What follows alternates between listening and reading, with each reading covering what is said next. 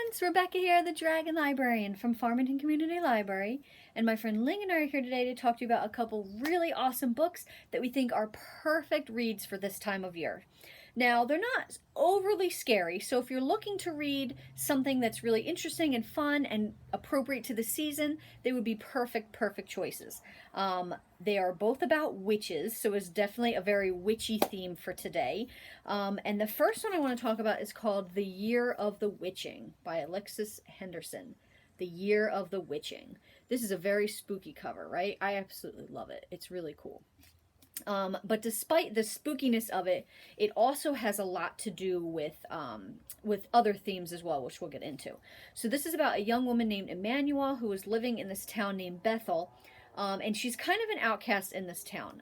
Her mother had actually gone outside of the community and was with a man of a different race, and that was how Emmanuel was born, and because of that she is really looked down on in the community. So basically she keeps her head down, does what she can to survive, and tries to just stay as silent and secretive as possible because she doesn't want to get in trouble. She doesn't want to draw attention to herself. When she ends up leaving the community and going out into the dark woods, she finds, however, that her mother had actually consorted with these witches, and they give her her mother's journal. And she learns all about this dark past that her town actually has. Because I did forget to mention the town is super religious. They all follow this leader in the town, which is called the Prophet. And they're super religious, anti-witches, everything. So she has to kind of do this with the fear of getting caught and being tossed out of the village, at the very least, at the very worst things, right? So I love this story because, yes, it has to do with witches, but it also has to do with female empowerment, and also has a lot to do with racism in communities and the way women were treated and the way people of color were treated in some of these communities. And it's just absolutely such a fascinating story. It was definitely intense. I wouldn't really call it scary or even very spooky. It's a very intense story. Perfect to read this time of year. A little bit of a spooky vibe, I guess, but it's not over the top or anything that you probably can't handle. Love this book, The Year of the Witching. Now, the next one I want to talk about is actually one of my favorite books that came out last year. I was really eagerly anticipating this book because I read the previous book that the author wrote and loved it. That author is Alix Harrow, and this book is called The Once and Future Witches. Love this cover. Look at how amazing this is. Now, yes, this has to do with witches, but this is absolutely not a spooky or scary book at all. It is definitely all about another female empowerment book. And it's about these three sisters, Juniper, Beatrice, and Agnes. Is Agnes or Agatha? It is Agnes. I was right. So it's these three sisters. Each of them have different abilities, and in this world, it's sort of like an alternate New Salem. So there used to be witches. Witches and witchcraft were a thing. They were powerful. They were strong. They could take care of themselves. But their power was basically stamped out by the men in control because they didn't want to have to lose their grip on power, right? So they wanted to be in control of everything, so they stamped out all the witches and the witchcraft.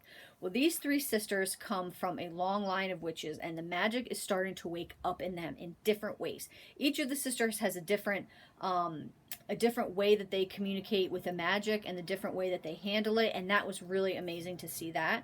And it also has a lot to do with suffragism, right? Like the suffragist movement, because on top of women trying to secretly practice witchcraft and get their powers back, they're also trying to get the right to vote. And there's that going on as well.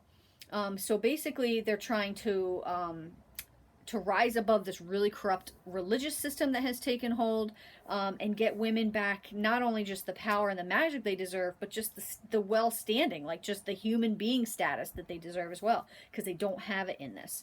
I loved so many things about this book. The writing in it is fantastic. Like I said, Alix Harrow is an amazing author. I read everything that she writes. I would probably read her grocery list if she ever published that. So this book was absolutely fantastic. Such great themes of women and sticking together and empowerment.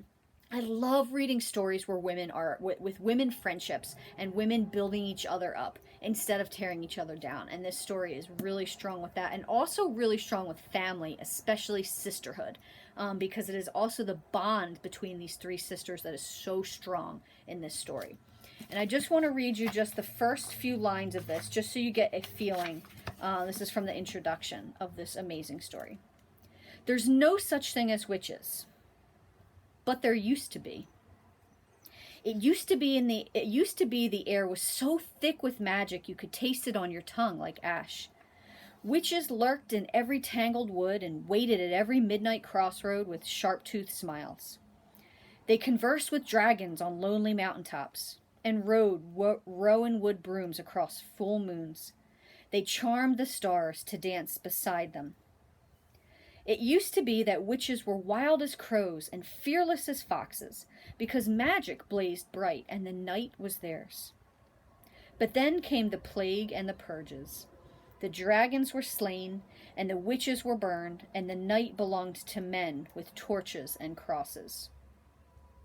Witching isn't all gone, of course. It's just a lot better behaved than it used to be. Maybe they don't want us to tell our story because it isn't finished yet. Maybe we're just at the very beginning, and all the fuss and mess we made was nothing but the first strike of the flint, the first shower of sparks. There's still no such thing as witches, but there will be.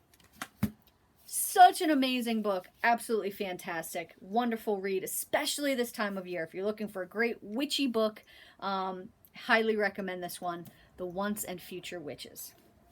Well, that's what we've got for you guys today. I hope that these books sound really awesome and fun. If so, please feel free to check them out from the Farmington Community Library and let me know what you think in the comments. Thanks so much, friends, and have a wonderful rest of the day.